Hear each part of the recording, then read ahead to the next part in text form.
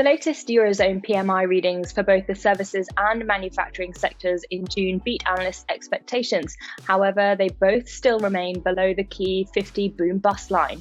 Joining me to discuss the outlook for the Eurozone economy is Dr. Holger Schmiedling. He's the chief economist at Berenberg. Holger, great to chat to you. Let's just start with the PMI data. What did you make of the numbers? Should we be reading into them too much, given the wash of downgrades that we've seen in terms of estimates recently? And do you think we should be anticipating more data going forward to beat expectations as well? Well, yes, there's a pretty good chance that more data will also beat expectations. I would not quite take the PMIs at face value. At face value, they would suggest that across much of Europe, economic activity was still contracting slightly in June. This does not fit any of the other evidence that we have. Probably some respondents to the survey are just saying that things are not quite back to normal. They are not really probably saying that things are still getting a little worse. I would say the real message of the PMIs is that things are much less bad than they were 1 month and 2 months ago. So they do fit the picture that the European economies are recovering, and at the margin, probably a bit better than we had hoped for 2 or 3 months ago. So what kind of a recovery are you expecting? I mean, do you think that this is more of a recession, or could we be heading into a depression? Is this more likely to be a prolonged slowdown, or are you looking for a speedy recovery? We are looking for a fairly speedy start to the recovery. None of the letters of the alphabet will do. It's not going to be a V, a W, or an L, or an U. We call it the tick mark recovery. It goes down a lot initially, then it rises initially fairly fast as supply is switched on, and it flattens off. And the evidence so far is in line with that. March, April were atrocious. Because of the easing of lockdowns, May was already somewhat better, and June seems to be shaping up fairly well relative to April.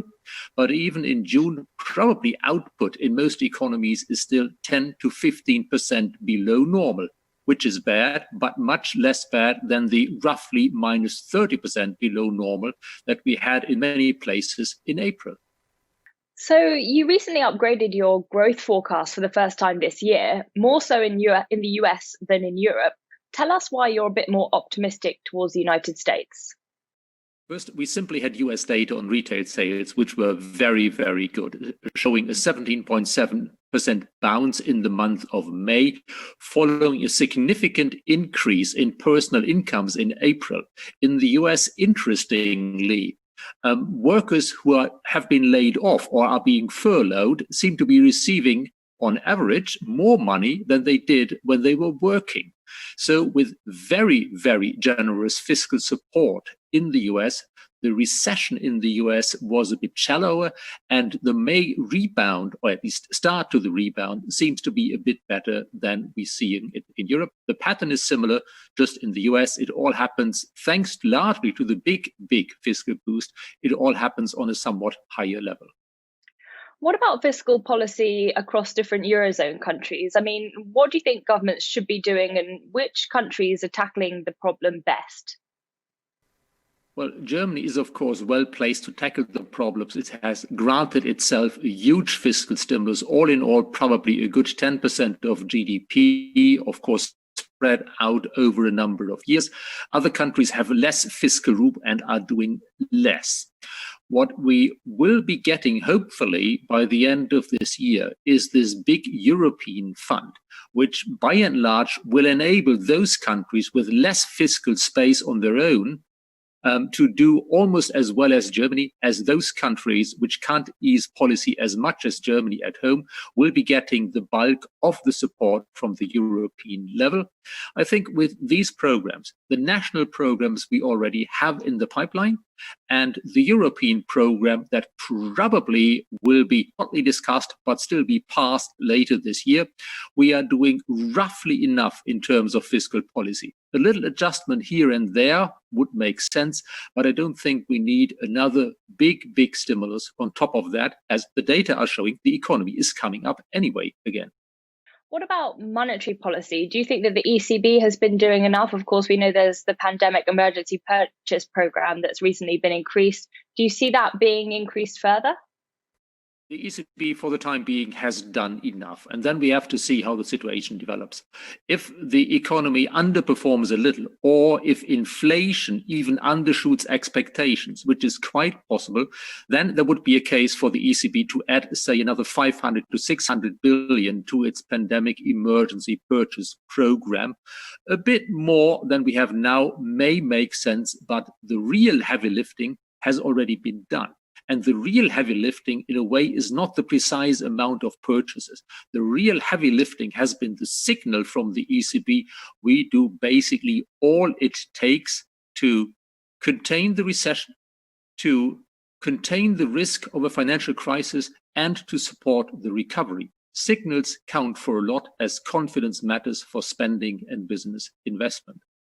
Okay, let's talk about the FX markets then, because we've seen quite a big rally in euro dollar recently, about 6% since those mid-March lows. How bullish are you towards the common currency in Europe?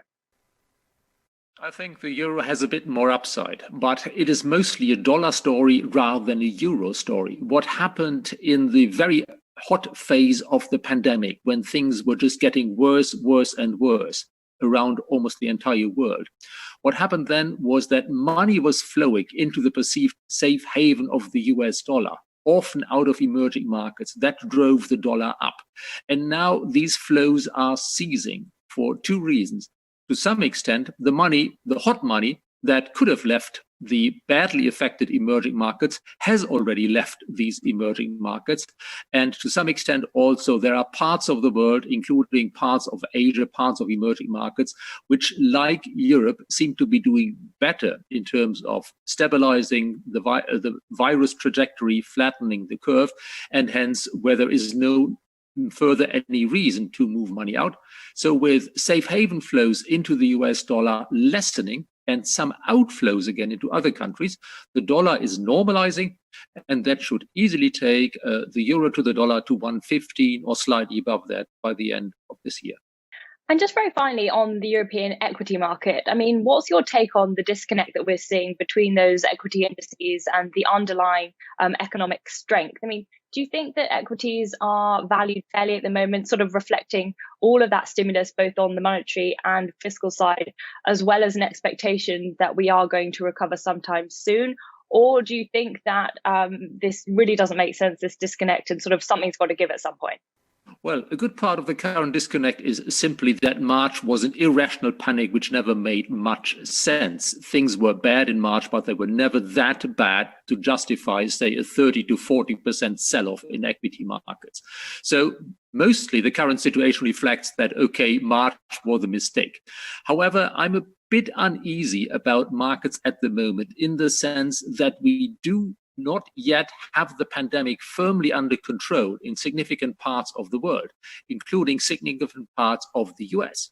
While I would say that the stimulus that's being put into the pipeline and the economic outlook could justify roughly current market valuations, the balance of risks to markets at the moment, in my view, is that we get some bad virus news out of the US, which is possible, and which may then rattle markets again for a while. So with the risk-reward balance, I think the markets have stretched it quite a bit at the moment.